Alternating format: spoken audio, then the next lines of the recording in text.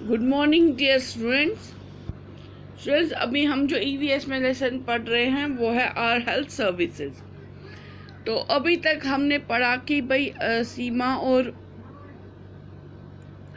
रोहित ने क्वेश्चंस पूछे थे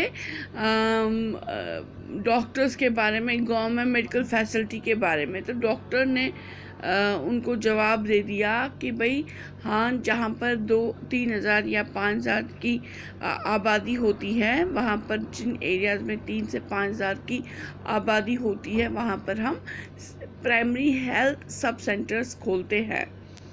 तो प्राइमरी हेल्थ सब सेंटर्स में डॉक्टर होते हैं या नहीं ये अभी हमें नहीं पता, ये अभी हमने आगे नहीं पढ़ा। लेकिन उन्होंने ये कहा, डॉक्टर्स ने ये कहा कि जो प्राइमरी हेल्थ सब सेंटर्स होते हैं वहाँ पर हेल्थ वर्कर होते हैं जिनको की नॉलेज होती है कि भाई बच्चों की या फैमिली की या छोटी मोटी बीमारियों की कैसे ट्रीट किया जाता है, उनको कैसे उनको दवाई दी जाती है या वैक्सीनेशन कैसे की जाती है, छोटे मोटे इंजेक्शंस या दवाइयाँ पैरासिटामोल वगैरह, ऐसी छोटी छोटी फीवर हो या डायरिया हो, तो ऐसी छोटी छोटी जो बीमारियाँ होती हैं तो उनको कैसे ठीक किया जाता है, किस दवाई से ठीक किया जाता है, तो ये उनके पास ट्रेनिंग होती है। तो अब are there no doctors to treat people in the village, Seema asked again. तो अब सीमा ने फिर से यही सवाल पूछा डॉक्टर से कि क्या वहाँ पर कोई डॉक्टर नहीं होता है जो लोगों का इलाज कर सके, जो वहाँ पर जो गांव वाले हैं उनका इलाज कर सके। येस इट इज़ करेक्ट, हाँ ये सही है। The service of doctor R not available in primary health सब सेंटर्स। जो प्राइमरी हेल्थ सब सेंटर्स होते हैं वहाँ पर डॉक्टर्स की सर्विसेज नहीं होती है। जो हेल्थ वर्कर होते हैं वो फर्स्ट एड दे सकते हैं, और जो छोटी छोटी बीमारियां होती हैं जैसे सिंपल सा फीवर हो गया, सर दर्द हो गया, पेट दर्द हो गया या डायरिया वगैरह हो जाता है तो ड्रिप वगैरह की ज़रूरत पड़ती है, तो ये सारी चीज़ें वो जो हेल्थ वर्कर्स होते हैं उनको इसकी ट्रेनिंग होती है, तो वो ये सारी चीज़ें कर सकते हैं क्योंकि वो ट्रेन होते हैं इन सब चीज़ों के लिए, उनको ट्रेनिंग दी गई होती है, तो वो ये सब चीज़ें कर सकते हैं, इनको ट्रीट कर सकते हैं या दवाई वगैरह दे सकते हैं, इंजेक्शन वगैरह लगा सकते हैं, लेकिन वहाँ डॉक्टर नहीं होता है। I have a 2-year-old sister who is not ill. Yet my mother takes her to the health center for vaccination from time to time. She has a health card too. Why is it so? Asked चमेली। अब चमेली ने एक और सवाल उठाया कि मेरी 2 साल की बहन है लेकिन वो बीमार भी नहीं है, फिर भी मेरी माँ जो है वो उसको कुछ देर के बाद, जैसे 2 महीने 3 महीने या 4 महीने के बाद उसको हेल्थ सेंटर ले जाती है और वहाँ पर वो उसको टीके लगवाती है, वैक्सीनेशन करवाती है, तो और उसके पास एक हेल्थ कार्ड भी है। ऐसा क्यों, वो ऐसा क्यों करवाती है? तो बच्चों आपने भी ये देखा होगा कि भाई आपके घर में भी अगर कोई छोटा बच्चा हो या आपने भी खुद ये देखा होगा कि आपके छोटे भाई बहन होंगे या आस पड़ोस में कोई छोटे बच्चे होंगे जिनको कि सब इसमें प्राइमरी हेल्थ सेंटर्स में लिया जाता है, या अगर आपके आसपास में कोई अस्पताल है वहाँ पर लिया जाता है, तो वहाँ पर फिर बच्चों के वो टीके लगवाते हैं। वहाँ पर कहते हैं कि भाई आज टीका लगवाना है, टीका लगवाना है, वैक्सीनेशन डे है, आज वैक्सीन लगवानी है बच्चों को, या सिंपली टीका लगवाना है या इंजेक्शन लगवाना है। तो ये सब चीज़ें आपने भी नोटिस की होगी। वो बेशक ठीक होते हैं लेकिन तब भी ये आपको पता है क्यों? क्योंकि जब छोटे बच्चे होते हैं, जब हम बच्चे ही होते हैं, जब बच्चे पैदा होते हैं तब से ही उसके सबसे पहले उसके 1 हफ्ते में ही बच्चे को एक टीका लगता है, BCG का टीका, जो कि ख़तरनाक बीमारी ट्यूबरकुलोसिस जैसी बीमारियों से हमें बचाता है। तो ऐसे ही फिर कुछ देर के बाद अलग अलग टीके लगते हैं, तो जो कि हमें छोटी मोटी जो बड़ी बड़ी बीमारियां होती हैं उनसे बचाते हैं, उनसे हमें बचाते क्या है, मतलब वो क्या करते हैं, वो हमें इतनी ताकत अंदर, इतनी ताकत हमें अंदर पैदा करते हैं कि वो जो हमारी सेल्स को इतना स्ट्रॉन्ग, इतनी ताकत देते हैं अंदर से, हमें इतना मजबूत करती है अंदर से कि ऐसी बीमारियां हम पे हमला नहीं कर पाती। अगर हमला करती भी हैं तो हम ज़्यादा नुकसान नहीं पहुंचा पाती है इन बीमारियों से। ठीक है, तो अब vaccination helps in developing resistance against disease. तो यही जवाब डॉक्टर ने भी दिया कि जो वैक्सीनेशन होता है वो अंदर बर्दाश्त करने की, वो अंदर उसको झेलने की ताकत उसको मजबूत बनाता है, अंदर बच्चे को अंदर से मजबूत बनाता है, ताकि ये डिजीज़ अंदर से पनपे ना, ये डिजीज़ ना लग जाए उसको, कोई ऐसी खतरनाक बीमारियां ना लग जाए। By vaccination, children can be protected against certain serious diseases. तो जो ये वैक्सीनेशन हम पहले ही दवाई देते हैं, तो इससे क्या होता है, इससे जो छोटे बच्चे होते हैं या बच्चे होते हैं वो बच जाते हैं बहुत सारी खतरनाक बीमारियों से, जैसे कि वूपिंग कफ हो गई, डिप्थीरिया हो गया, टेटनस हो गया, मीजल्स हो गए। तो ऐसी जैसी बीमारियां जो होती है, जो बहुत ख़तरनाक होती हैं, इन बीमारियों में बच्चे की जान तक जा सकती हैं, तो ये जो इन सब से बच्चों को बचाती हैं, ये जो वैक्सीनेशन होती है, ये वैक्सीनेशन इन सब से बच्चों को बचाती है। तो right the name of disease which has been eradicated by vaccination world wide.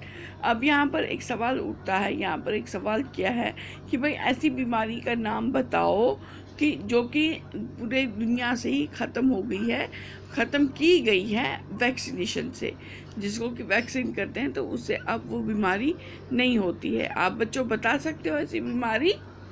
Small pox. यहाँ पर हम लिखेंगे, इसके ऊपर लिखेंगे या इसके सामने लिखेंगे स्मॉल पॉक्स। आप अपनी कॉपी पे लिख लेना, स्मॉल पॉक्स ऐसी बीमारी है, स्मॉल पॉक्स ऐसी बीमारी है जो कि वैक्सीनेशन से पूरे दुनिया में ख़त्म हो गई है, अब वो नहीं होती है। वैक्सीन तो अभी भी लगवानी पड़ती है, हम इंडिया में तो हम अभी भी उसकी वैक्सीन लगाते हैं। पहले के टाइम में बहुत उसका, जिसको हम कश्मीरी में कहते थे, पहले के टाइम में जब बच्चों को वैक्सीन देते थे उस टाइम हम कहते थे कि मिशुत्रम्बुन, तो वहाँ पर वो बहुत सारे वो इंजेक्शन से थोड़ा वहाँ पर वो ज़ख़म सा हो जाता था, वो थोड़ा डीप होता था, बड़ा थोड़ा पेनफुल सा वो प्रोसीजर होता था, दर्द से भरा हुआ थोड़ा सा वो एक टाइप का इंजेक्शन ही आप समझो, इंजेक्शन के जैसा ही होता था जो बच्चों को क्या होता था।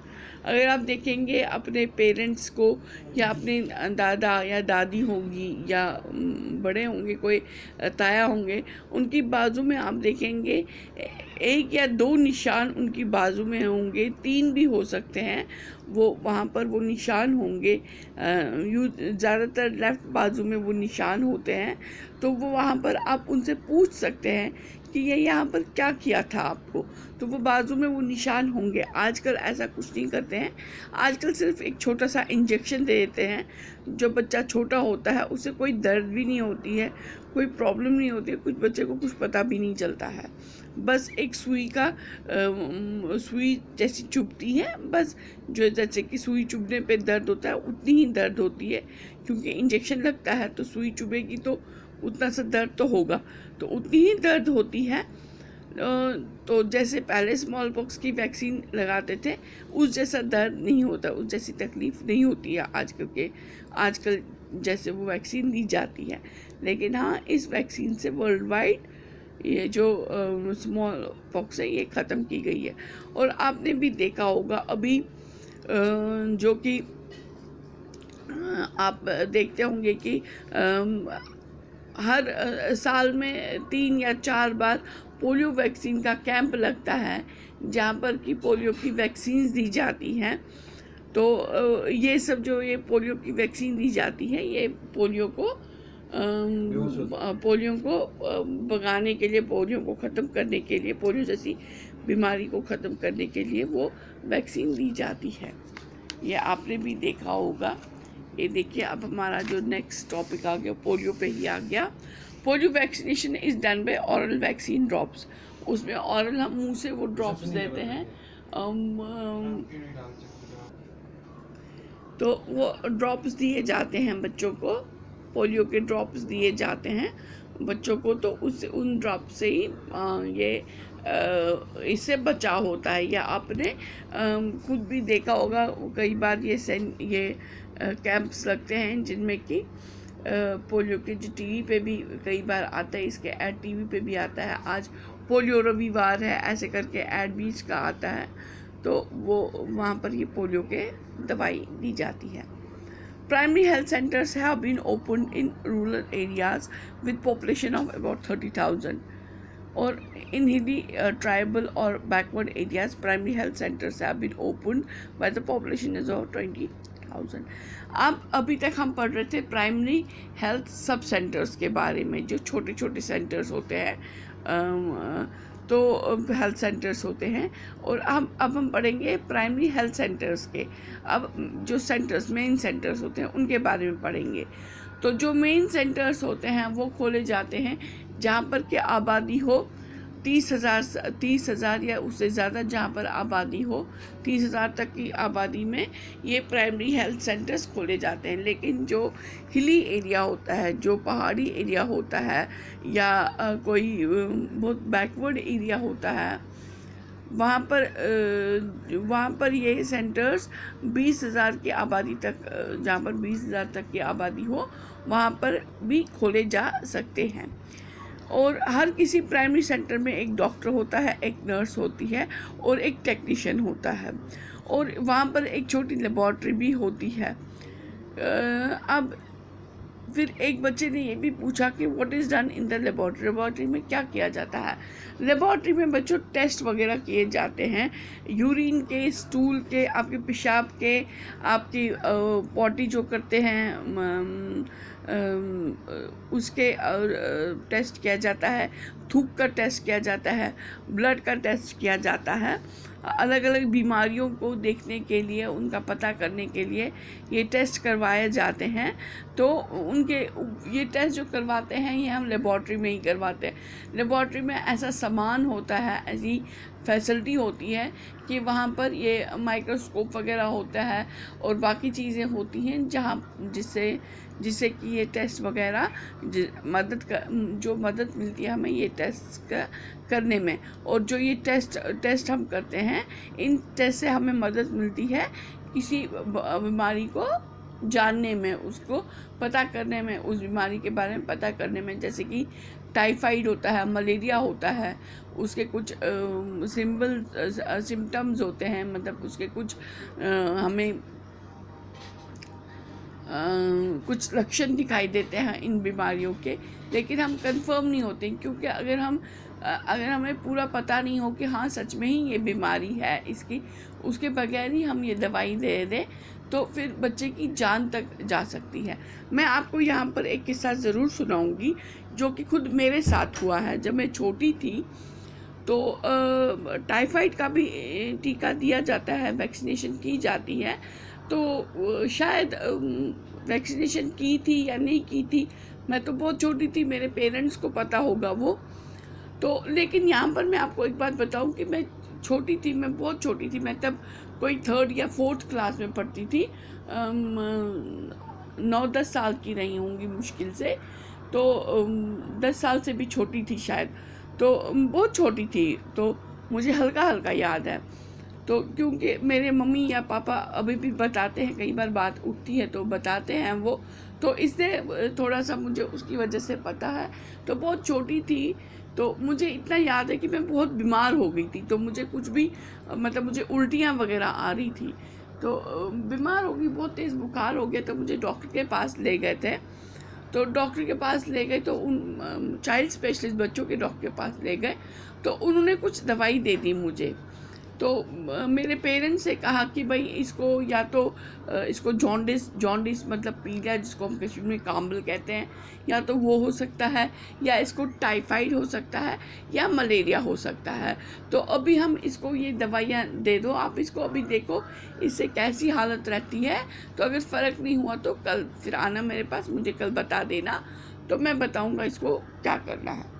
तो ठीक है, तो हम जैसे एक दिन गए हम, तो दवाई खाई, तो दूसरे दिन तक मुझे कुछ ज़्यादा फ़र्क नहीं हुआ। हाई फीवर था, तो हाई फीवर ही रहा, ज़्यादा फ़र्क नहीं हुआ। तो मेरे पापा दूसरे दिन सुबह सुबह उनको ऑफिस जाना था, मेरी मम्मी को भी ऑफिस जाना था। तो मेरे पापा पहले सुबह सुबह उठ के, बहुत सुबह उठ के डॉक्टर के पास चले गए। तो उनको बोल दिया कि भाई ऐसे बात है, उसको तो कोई फ़र्क नहीं, सारा हाल बता दिया जो कि डॉक्टर ने पूछा था, उससे कहा था कि मुझे सारा आके बता देना। तो डॉक्टर ने उनको एक दवाई लिख कर दे दी।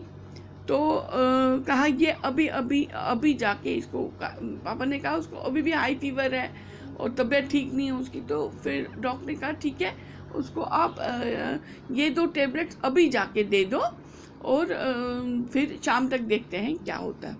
तो मेरे पापा वो टेबलेट्स लेकर आए और मुझे वो टेबलेट्स दे दी। तो उसके आधे घंटे के बाद से मुझे उल्टियाँ शुरू हो गई, मुझे दस्त शुरू हो गए, और मैं बस मतलब मुझे इतना याद है कि मुझे अजीब सा कुछ हो रहा था। मैं बेड पे सिर्फ लेट रही हूँ, इधर उधर कर रही हूँ बेड पे, मतलब मुझे समझ नहीं आ रहा मुझे क्या हो रहा था, और मैं बेहोश हो गई। बहुत देर तक बेहोश रही। सिर्फ मैंने अपनी मम्मी से बेहोश होने से पहले इतना कहा था, जो कि मुझे याद है, क्योंकि वो तकलीफ़ इतनी ज़्यादा थी कि मुझे वो उसका एहसास अभी भी है कि तकलीफ़ कितनी ज़्यादा हुई थी मुझे। तो मैंने अपनी मम्मी को कहा आज आप ऑफिस नहीं जाना, मेरे पास ही रहना। तो क्योंकि वो दवाई खाने के बाद मुझे अजीब सा लगने लगा था। तो मम्मी नहीं गई, तो फिर मैं बेहोश हो गई। तो मेरे पापा को फ़ोन करके बुलाया गया था ऑफिस से वापस। तो फिर एक और डॉक्टर का पता किया गया। तो मुझे वैसी हालत में, तो बेहोशी की ही हालत में मुझे डॉक्टर के पास ले गए। तो मेरी मम्मी बताती है कि पहले डॉक्टर ने तो कहा, जो वो प्रेस्क्रिप्शन, जो डॉक्टर की पर्ची होती है वो दिखाई। तो उधर डॉक्टर ने कहा कि भाई आपने तो खुद इसको तो खुद आपने अपने हाथों से जहर दे दिया है, तो ये तो अब कभी भी मर सकती है, तो मैं इसका इलाज नहीं कर सकता। तो मेरी मम्मी की आंखों में आंसू आ गए हैं। तो फिर डॉक्टर ने कहा अच्छा ठीक है, आप इस सारी दवाइयाँ बंद कर दो, कोई भी दवाई मत दो, सिर्फ बुखार की टेबलेट होती है क्रोसिन, वो आधी दे दो, वो आधी जब इसका तेज़ बुखार हो तभी दो, और इसको सिर्फ ग्लूकोज पानी दो, जितना हो सके ग्लूकोज पानी दो। तो फिर जब मैं ठीक हो गई, मैं 3 महीने बीमार रही। फिर जब मैं ठीक हो गई तो मैंने फिर मम्मी ने फिर डॉक्टर से पूछा हुआ क्या था। तो उन्होंने कहा इसको, क्योंकि उस टाइम मेरे फिर टेस्ट वगैरह भी हुए थे, तो फिर डॉक्टर ने कहा कि भाई इसको टाइफाइड था, और जो जिस डॉक्टर के पास आप ले गए थे उसने इसको जॉन्डिस की भी दवाई दी थी, टाइफाइड की भी दवाई दी थी, और फिर दूसरे दिन मलेरिया की दवाई दे दी। तो उसने तीनों इस पे आजमाए कि जिससे भी ठीक होगी तो फिर वही दवाई रखते हैं इसको। तो जो मलेरिया की दवाई होती है, जिसको कि हम सरल भाषा में हम ऐसे उसको कहते हैं कुनैन, ये वही कुनैन है जो कि आजकल जो कोरोना पेशेंट्स को जो दवाई ज़्यादातर दी जाती है, जो कि आजकल डिमांड में है, जो फॉरेन अमेरिका और बहुत सारे ऐसे देशों ने इंडिया से जो दवाई मंगवाई कुनैन, ये वही कुनैन है। ये यूजुअली मलेरिया को ठीक करने में इस्तेमाल की जाती है, और ये दवाई बहुत कामयाब रही कोरोना को ठीक करने में। बहुत हद तक कोरोना इससे कंट्रोल में होता है। कुनैन क्या करती है, आपको जो आपके अंदर कुछ जो परजीवी आपके अंदर आते हैं, कोई वायरस आपके अंदर आता है, उसको अंदर पनपने से रोकती है। आपके अंदर जो सेल्स आपको अंदर से ठीक रखने में मदद करती है, उन सेल्स को ताकत देती है ताकि वो उन वायरस से लड़े। तो कुनैन यही काम करती है। तो लेकिन अगर इंसान ठीक हो तो जहाँ पर कुनैन की ज़रूरत ना हो उस टाइम पे कुनैन दो, तो वो उसका जहर का काम करती है। अब यहाँ पर मेरा कहना ये मैंने आपको किस लिए बताया कि जो हम ये टेस्ट करते हैं, चूँकि डॉक्टर ने मेरा टेस्ट नहीं किया था, उसने अंदाज़ एक लगाया था, तो उस अंदाज से मेरी मौत तक होने वाली थी। मैं पूरे मौत के बिल्कुल नज़दीक, मौत के मुंह में चली गई थी। और जो फिर दूसरे डॉक्टर ने मुझे वो उनको समझ में आ गया, उनको पहचान में आ गया क्या बात है, तो उन्होंने एकदम से मेरा टेस्ट करवा लिया। तो उसी दिन उसी टाइम मेरा टेस्ट हुआ और मेरे को बस उन्होंने सिर्फ बुखार की दवाई दी और ग्लूकोज दी पूरे 1 हफ्ते के लिए, और 1 हफ्ते के बाद मुझे फिर टाइफाइड की दवाई दे दी। तो क्योंकि टेस्ट में आ गया था टाइफाइड है, तो अगर उस टाइम भी डॉक्टर जिस डॉक्टर पास पहले गई थी, तो उस टाइम डॉक्टर मेरा टेस्ट करवाते कि भाई एक टेस्ट करते हैं, देखते हैं क्या प्रॉब्लम है, तो उस टेस्ट से पता चल जाता और वो सही से इलाज कर पाते। तो ये टेस्ट की अहमियत है। ये सब मैंने आपको उस टेस्ट की अहमियत सुनाने के लिए ये बात कही कि डॉक्टर की थोड़ी सी लापरवाही, छोटी सी लापरवाही भी कितना बड़ा जो पेशेंट के साथ कितना बुरा हो सकता है। अगर हम उस टाइम हम उसी डॉक्टर के पास जाते नहीं करते, या ज़्यादा मेरी अंदर से ज़्यादा हालात ख़राब हो जाते, टाइम से डॉक्टर के पास नहीं पहुँचते, या ज़्यादा ही असर हो जाता उस दवाई का, तो मैं मर भी सकती थी। तो लेकिन उससे पहले ही मुझे डॉक्टर के पास पहुंचाया गया, दूसरे डॉक्टर के पास, और उन्होंने दवाई बंद कर दी, ग्लूकोज पानी दिया, और जो ज़रूरी चीज़ हो सकती थी वो उन्होंने किया मुझे बचाने के लिए। तो ये टेस्ट की अहमियत है। इसलिए अगर डॉक्टर बोलते हैं टेस्ट के लिए, तो बहुत बार बहुत ज़रूरी हो जाता है कि हम इस चीज़ को, टेस्ट को करवा लें और जो डॉक्टर कहे उसकी बात माने। तो ये टेस्ट जो टाइफाइड का टेस्ट मुझे याद है, वो ब्लड का टेस्ट होता है। टाइफाइड का टेस्ट वो खून में वो टेस्ट किया जाता है। तो ये तो रही टेस्ट की बात कि टेस्ट करना कितना ज़रूरी है। ये मैं आपको इसलिए बता पाई क्योंकि खुद मेरे साथ ये वाक़ा हुआ है, इसलिए मुझे पता है कि ये कितना ज़रूरी है, टेस्ट करवाना कितना ज़रूरी है। तो चलिए आगे बढ़ते हैं। तो these tests help in diagnosing the disease and its proper treatment. जैसा कि मैंने आपको कहा जो मेरे साथ हुआ, ये टेस्ट ना करवाने की वजह से कितनी तकलीफ़ हुई मुझे, तो इसलिए यहाँ पर भी यही लिखा है कि जो ये टेस्ट होते हैं ये डॉक्टर की मदद करते हैं पूरी तरह से पेशेंट को ठीक करने में और सही इलाज करने में डॉक्टर की मदद करते हैं। अच्छा, each primary health centre also looks like the duties assigned to the primary health sub centers. Besides the above, it also organizes। अच्छा, ये जो हेल्थ सेंटर्स होते हैं, प्राइमरी हेल्थ सेंटर्स होते हैं, और जो छोटे छोटे जो गांव होते हैं, तो उनमें जो छोटे छोटे कस्बे गांव होते हैं, उनमें जहाँ पर कि जो हमने पढ़ा कि प्राइमरी हेल्थ सब सेंटर्स होते हैं, तो उनकी ड्यूटी, वहाँ पर जो हेल्थ वर्कर्स होते हैं वो वहाँ पर जो ड्यूटी देते हैं, उनकी ड्यूटी कैसे की जाती है, उनका टाइमिंग वगैरह, वो सारा कुछ कैसे ड्यूटी की जाए, क्या किया जाए, उन सब का भी वही ख्याल रखते हैं। उनको भी वही बोलते हैं कि भाई इस टाइम से इस टाइम ये ड्यूटी करेंगे, इस टाइम से इस टाइम ये ड्यूटी करेंगे, ऐसे करना है, ये वैक्सीनेशन का अब शेड्यूल आ गया, ये वैक्सीनेशन लगानी है, इस वैक्सीनेशन के बारे में बताइए। ये सारा जो भी उसका काम होता है वो सारा वो प्राइमरी हेल्थ सेंटर से ही उसके ऑर्डर्स निकलते हैं, वो ड्यूटीज़ भी वहीं से उनको दी जाती है। और जो ये और उसके अलावा भी जो आई कैंप्स होते हैं या बहुत सारे कैंप्स होते हैं, आई camp for patients suffering from tuberculosis, leprosy extra. जो ट्यूबरक्लोसिस या लेप्रोसी से पेशेंट्स जो जूझते हैं, ट्यूबरक्लोसिस जिसको कि हम आम भाषा में टीबी कहते हैं, या लेप्रोसी जिसको कोड कहते हैं, तो इन सब बीमारियों से जूझते हैं, उनके बारे में भी उनके कैंप्स भी ये प्राइमरी हेल्थ सेंटर्स ही लगाते हैं। ठीक है बच्चों, तो आज हम यहाँ तक पढ़ेंगे, तो इसके आगे हम नेक्स्ट वीडियो में पढ़ेंगे। ठीक है।